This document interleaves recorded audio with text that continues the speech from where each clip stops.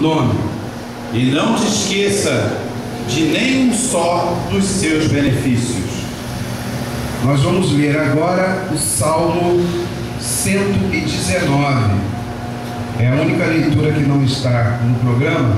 Pegue a sua Bíblia e vamos ler o Salmo 119.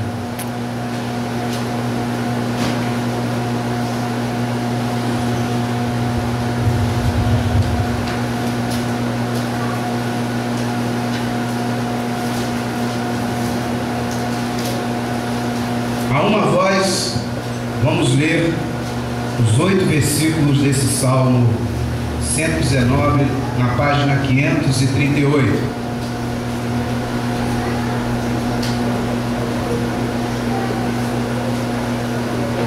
Todos, bem-aventurados os retos que andam na lei do Senhor.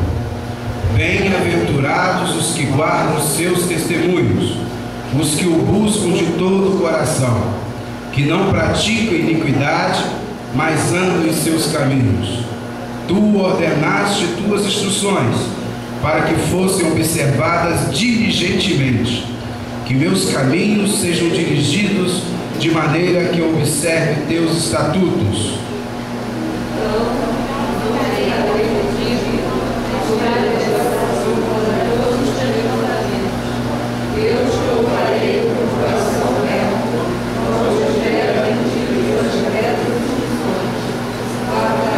Teus estatutos não me pares totalmente. Amém. Poderia sentar, meus irmãos e minhas irmãs. Pode